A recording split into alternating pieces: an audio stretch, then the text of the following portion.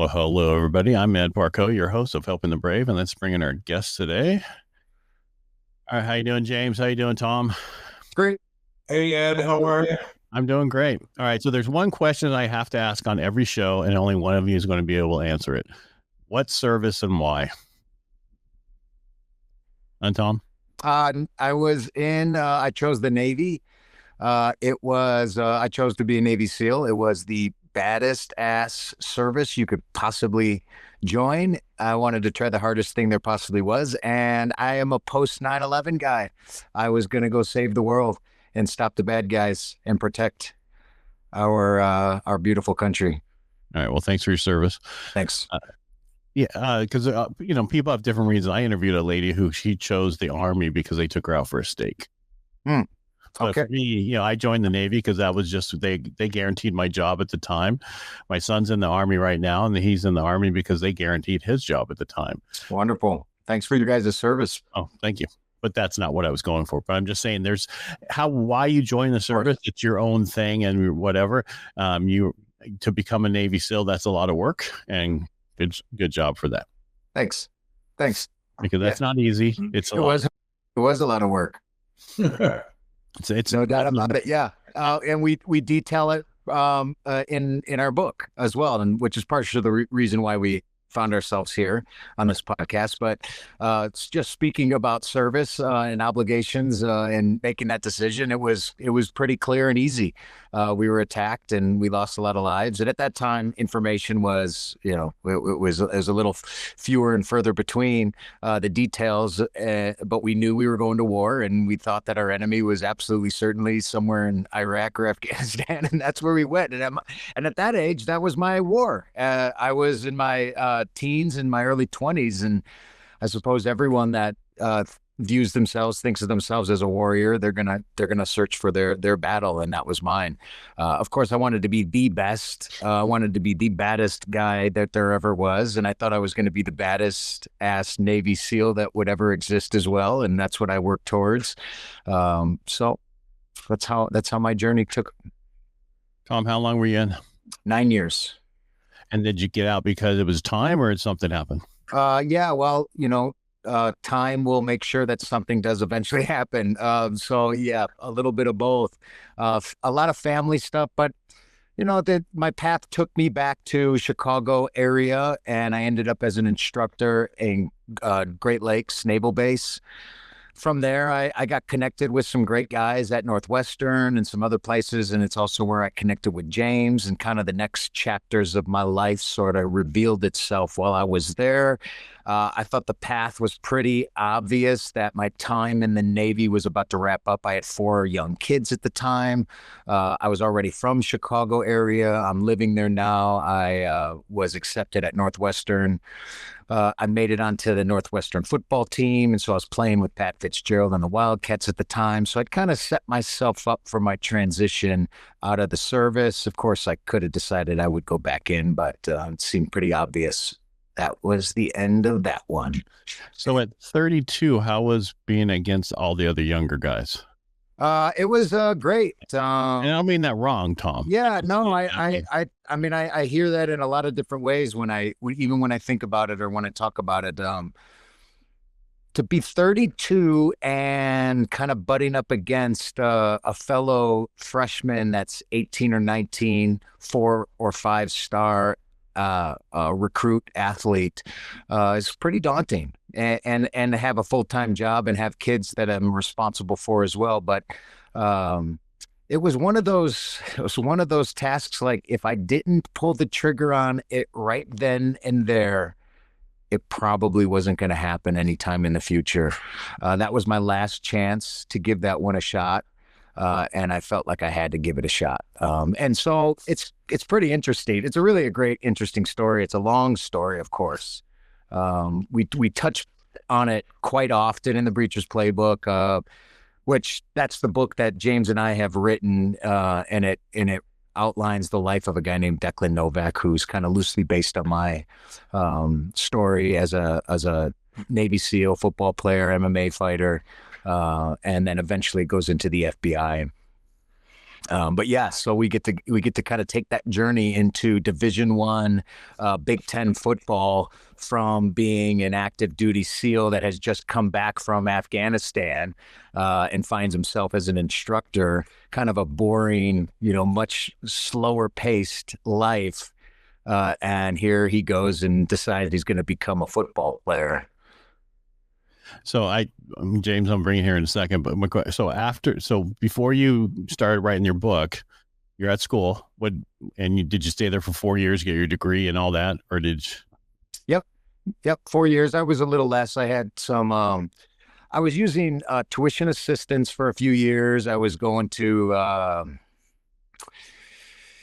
I was doing remote schooling, so all online stuff. I think it was like National University. I probably have about 10 credits from National University at the time, paid for by tuition assistance. Some of them transferred over, some didn't. I had some stuff from right out of high school.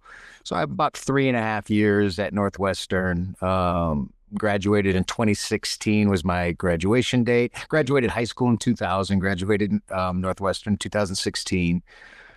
So yeah, 3 years. I played 3 seasons with the Wildcats, and what did you do when you got out of the? Because how long you guys been working together on this book? We started the grind on this book and project about 2 years ago, a year and a half ago. And we finished the book about a half a year ago. January, February this year is when we completed it. And it took us about a year once we had decided exactly what we wanted to do, how we wanted to do it. Took another year, but we started talking about it 10 years ago. 2014 really is where we met Kenosha, Wisconsin at fall camp, Northwestern fall camp at Kenosha, UW Parkside. James can tell that story a little bit more. I was kind of doing other things. James was in the middle of writing some books, and that's how he kind of pursued some angles and some consultation from me. I'm just trying to figure out. I want to get right there to it in a second, James. All right. So when you got out of college, what were you doing as a job? So when I first got out, the first job I took was as a blaster and I was working for a explosives company in quarries and mines. Wow. So that was the first job I took. Just some mega quarries and mines, blasting limestone mostly around kind of Chicagoland area. Nobody would think that was there. No one would know it's there. Yeah, they're blasting. You know what I mean? They think of Chicago, what you see on TV, only the big city. You don't think of anything else. Well, where do you get all of the raw materials, all the aggregates to build all these buildings, roads, foundations? They've got to come from somewhere, and it'd be costly to ship it from far away. So, and there's also there's actually a really nice limestone vein that runs right through northern Indiana, Illinois.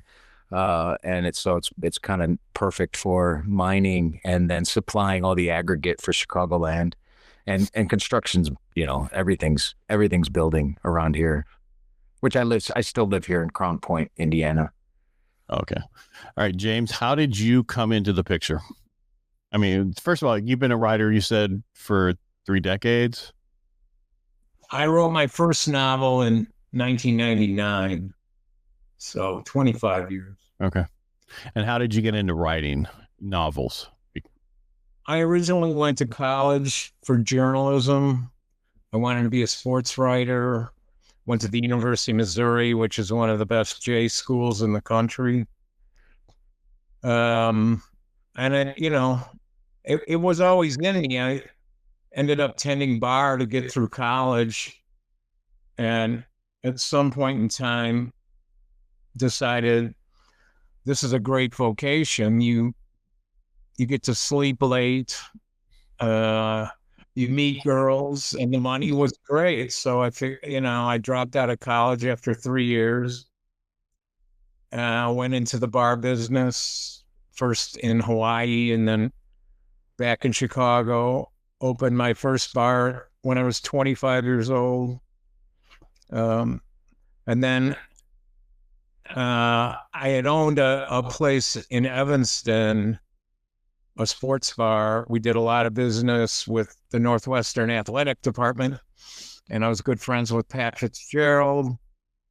I was working on a novel, and I said, hey, can I tag along to summer camp with your football team? It's relevant to a book I'm working on. And he said, yeah, come on and hang with me. And then that's where he introduced me to Tom. He said, if you wanted some information about an older football player, we have a Navy SEAL playing for us. And everybody in Evanston knew about Tom, and an active duty Navy SEAL was playing for the Wildcat football team. And so that's where we met and started talking. And then how do you go from talking and having a story? So I think the only thing of your book that's truly, I mean, is you don't work for the FBI now, do you, Tom? Nope. Okay. So pretty much you got the Navy SEAL, you got the football player, and then you go in a different route, being an FBI agent or whatever it is. I haven't read the book yet. And I do want to sign copy from both of you, the same book if possible. And I'll buy 2 extra books, give to other people. I just want a signed copy of the authors, if that's good with you guys. No problem. Sure. Of course. I like to have it over there in my little case over there with the other authors who are Navy or I'll even do Army and Air Force, but yeah. Authors. Heck yeah. Yeah. But so this book, it took you guys, well, you talked about it for 10 years. What finally was like, let's do it now? Well, it started, Tom's story is a fascinating story. And I was working on a novel about an older college football player. And I said, why don't we do a biography? Your story is fantastic. And, Tom wasn't ready to do a biography then. And, he had a lot of things going on in his life. And so I kept working on the book I was doing.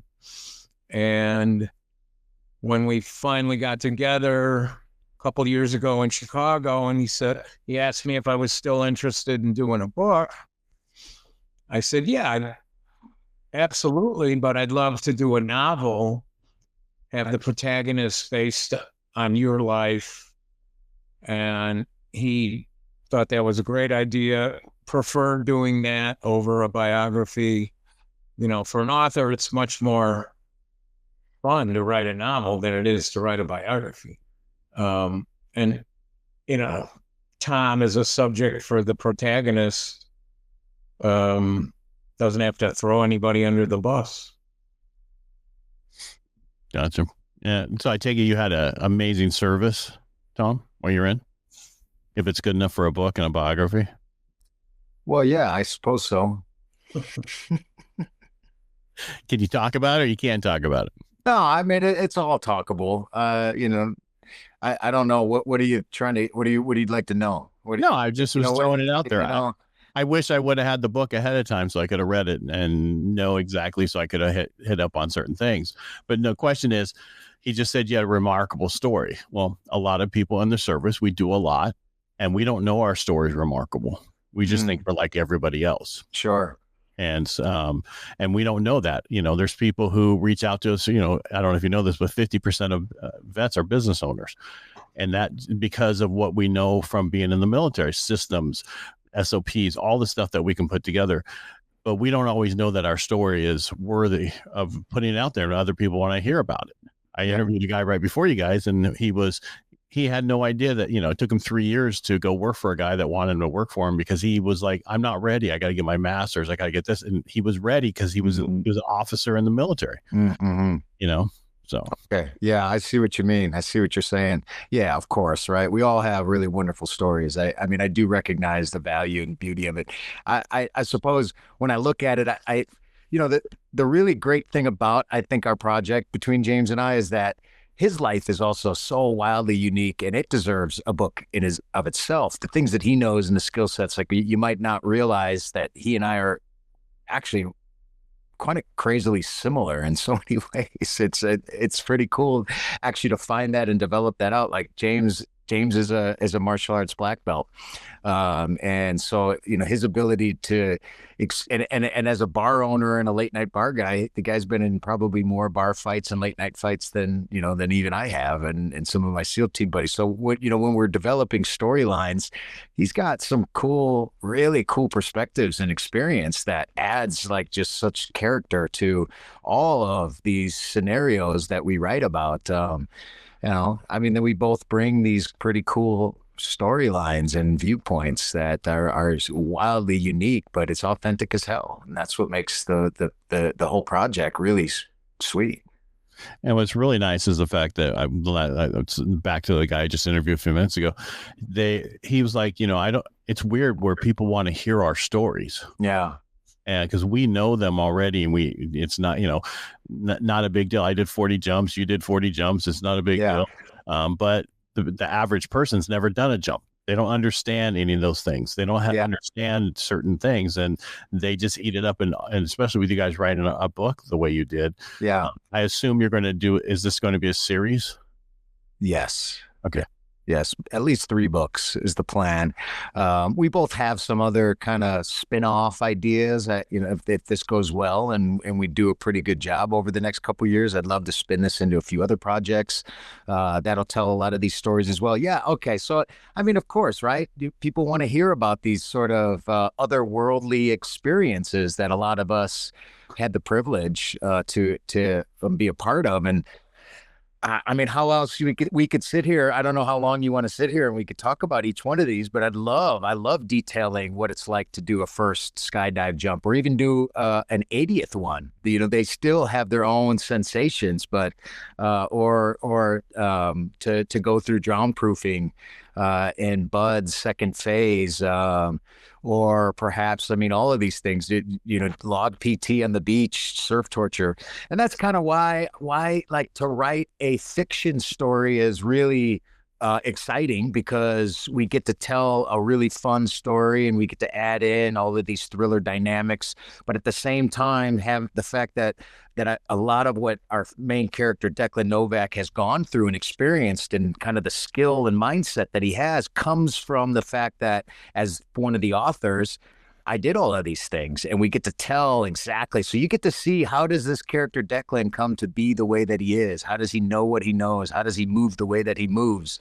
Well, it's because we know in great detail what it takes to get there, right? This guy's experienced all this thing. So like in the book, one of my favorite chapters that I wrote was about the first cage fight that Declan Novak ever gets himself involved in. So it really just, like, from the very beginning of walking into his first mixed martial arts gym to taking his first fight, to showing up in the ring, showing up at the arena, weigh-ins, doctor check-ins, and then just sitting and waiting for his name to be called, and then having to force himself to step inside the ring for his very first MMA fight against another guy that wants to kill him, right? And Declan has no idea what he's about to get himself into. And of course, he's got all his plans on how he's going to win this match, and he's gonna do a great job. And that all goes to shit the first time he gets his nose broken, about 10 seconds into his first fight.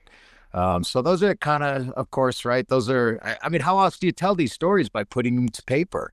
Right. That's, I guess, what I like to tell every veteran, especially veterans, because I know them well, but athletes as well. I know a lot of pretty elite athletes, and, they have these similar sort of unique experiences that everybody wants to hear. And that is to put it to paper. You start your journey into writing especially as a veteran. There's so many wonderful stories out there. And I guarantee you that once you start compiling them, writing, no matter how terrible you think the writing seems to be, you're going to begin to see this beautiful body of experiences that hopefully one day you find a way to find somebody like James, and they'll come into your life, and all you got to do is say, yeah, man, I probably would not have had the wherewithal to do this myself. And I'm so fortunate that somebody came along and he said, I want to tell this story. I want to be a part of this journey. I want to write this book. And we became partners in this project. And that's how we ended up getting to the point where we have a published book. And we're able to try to get some of these stories out there. All right. So how do you guys handle the writing part? Do you each write a chapter, flip it back to each other, and then each one rewrites the chapter or reads it, or how does it work?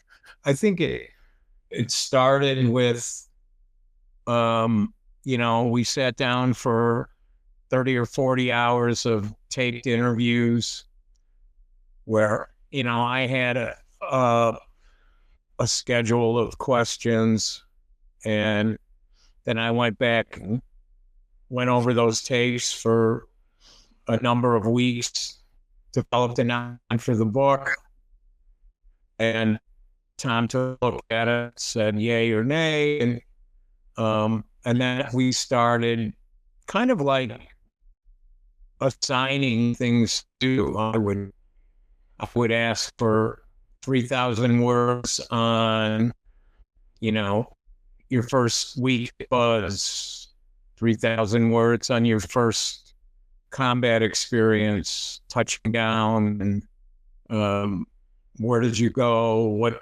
for operating base did you land at? What were your impressions? And then Tom would send me these essays. I would turn them into chapters. A lot of the writing was his, and then I'd send them back to him, and he'd go, this is great, or, this dialogue, we should change it to this, or, this is what a SEAL would say here. And the collaboration was fun. I was worried about how it was going to work with a co-writer, and it was a blast. Tom, have you written before?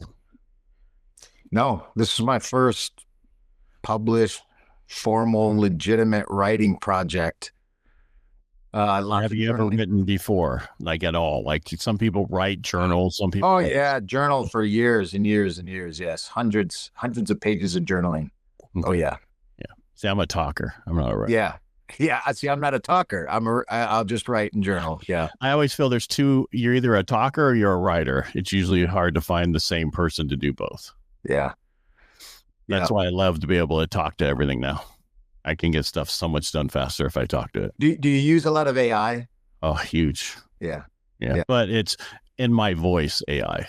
I wrote a book, Financial Freedom, Building Personal Wealth Through Homeownership. So I created a whole podcast thing to do all my podcasts. But when I actually had it scan my voice. So when it writes the blog posts and the other stuff from the podcast, it's in my voice. Okay. Otherwise, I don't have time because I do 14 episodes a week. That's what we're doing. A different podcast. I do one radio show. I do 5 days a week from that radio show, a half-hour show in the morning. Then I do 2 Helping the Braves, 2 Inner Edison, and then 2 Aces 53 on top of that. Yeah. And then other people's podcasts. Busy boy, man. Busy boy.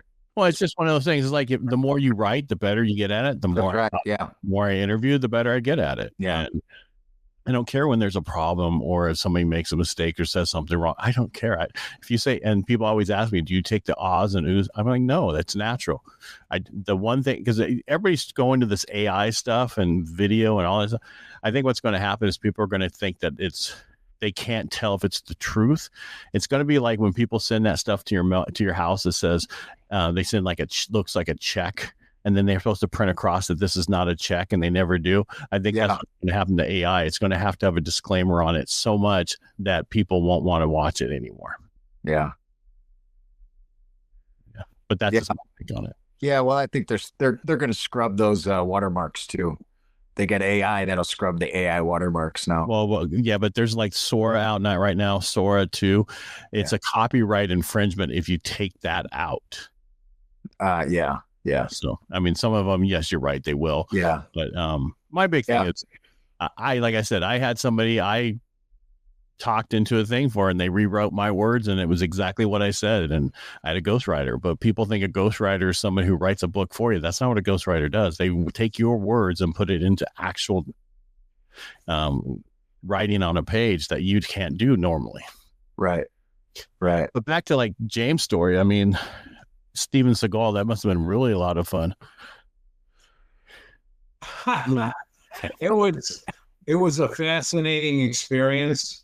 I mean, sure. it's a different time. That was probably 80s. Was that 80s when he was popular? It was 91. Okay, so it was close. Yeah. He had released Above the Law and Hard to Kill. Hard to Kill, Marks for Death. And then I met him on the set of Out for Justice. I had sent a business plan to his agent. James, hold on a second. For people who didn't know, you didn't hear us earlier, James actually was in a business with Steven Seagal. That's how we got here. So go ahead, James. The bar business. Yeah. Restaurant bar business with Steven Seagal. I met him through martial arts, and I sent a business plan to his agent in Hollywood. There was no internet then, and you had to get it from the Screen Actors Guild. I didn't know. And I thought this was just going to end up in the garbage, and they contacted me and did some vetting, and then I flew out to California and met with them on the set of Out for Justice, and we agreed to do a deal. You know, it was a long process, a lot of trips to Hollywood, a lot of wasted money. Steven has a big ego, and it the project didn't work well, but I learned a ton. And that's what it's about. I mean, because a lot of stuff that, it's people who are in certain things have to have an ego and have to be narcissists. I mean, that's just how it works. I mean, I would not want to be president of this country because you have to be a certain person to be that way. And I don't want to be that way. I'm sure you want to be that way though, Tom. You want to be the president of the United States. I think you would make a great president, Ed. Thank you, appreciate it. Maybe you're underselling yourself. Okay. No, the problem is I can't do one party. I know we're all in the middle. There's just those little fringes on the outside that's so loud, like that really loud chick in the bar that everybody wants to get away from. That's those little fringes on the outside. Pretty much we're all in the middle. So yeah, I think you're right. No, well, you think about when we're in the service, like, because I get together a bunch of guys and we can say stuff to each other. We're all different nationalities, and people, if they hear what we say to each other, they're like, "Oh my God, these guys are jacked." You know what I mean? Because that's like, it's just that's how we are. We're different. We're connected. We dealt with stuff. We were in pressure that was unreal, and to deal with that pressure, you joke differently than you do in other things. Sure. Yeah. But don't mess with any of our people because we'll hurt you. I don't get you. Only we get to do it. Not anybody else. Yeah. Nobody else. All right. So this book was released already, I assume, right? That's what you said? Yes. And what the released so let's be clear on this book. What's the name of this book again? The Breachers Playbook. Okay. And now when do you have is there another one in the works right now? Yes. Book 2. And it's do you have a name for a title for it yet, or is that something it's like working on the title? Is it going to be a continuation of, since I haven't read the book, where he left off? Yes, kind of like a series. Like this is and you left it open, kind of like they do at the end of every series. So you want to come back and read the next one. You got that right. Yep. The beginning of book 2 is good too. You're gonna want to see the beginning of 2. All right, here's what I'm gonna do. I'm gonna buy the book, read it, okay, and I still want to hit you guys up through your person to get a copy signed by both of you. And then when your next book is ready to drop, before it's ready to drop, I want you back on the show to talk about that book and the differences between that book and the last book. If you're up for that, would you be up for that, James? Absolutely. Yeah. So have your person keep my information and just reach out to me right before. Okay. Great. Is it usually a year process writing the books? Yeah, I mean it's not quite ready for publication yet. I just want to know what's a normal time period when you finish a book and then you start another one. What's that period? But yeah, I mean, I don't want to act like we've got this sort of all figured out. but it took some work to figure out how to, publishing, get this book out there, finding a PR person, et cetera, right? How do you market a book and sell it in this world? So that was just, that was new for us. And I think that we'll be much, or way more equipped to kind of shift that into a book too. And, but once we get that really started and going, and we could be pretty quick, I think. Now, James, you've been around doing this for a while. Do you self-publish now, or do you go through a traditional house? It varies on the books. I've had books published from traditional publishers, and I've had hybrid publishers. Right now, the traditional publishing market, they're really not touching anybody without a massive social media footprint. I mean, they'll sign authors that haven't even written books yet if you have 200,000 followers on Instagram. So you want to know how you get 200,000 followers on Instagram? Yeah. Whenever you have a hater, engage them. Oh, a buddy of mine went from 25,000. He's over 200,000 on Instagram, and it's because that's all he does. Well, no, that was my thing, because I went viral on a couple of videos because they said he doesn't know what the hell he's talking about. He's full of shit, and I'm like, really? And I kept engaging, because we used to tell people just ignore them and they'll go away. No, they engage more than anybody else. Yeah, so you want to engage with them. And I'm not saying piss them off. That's not what I'm saying. I'm not saying and don't be rude to them. Let them be rude. Then everybody else in your ecosystem will come and protect you, and it will just build that up. I mean, he's got over 3 million, and he's like me. Wow. They were nobody, but 3 million, views on different videos and different things, just because of engaging with the people who are the negative. So there you go. That's how you do it. It's very easy. Only seems like it's difficult. And hate only comes from below. Remember that. Yeah, that's true too. Yeah. All right. So let's start causing some issues, James. It's not causing issues. You're just engaged. You just don't ignore them. Let's go pick some fights, James. I didn't say that. Come on. I did not say that. I said have a conversation with them. No, I mean, here's the rule.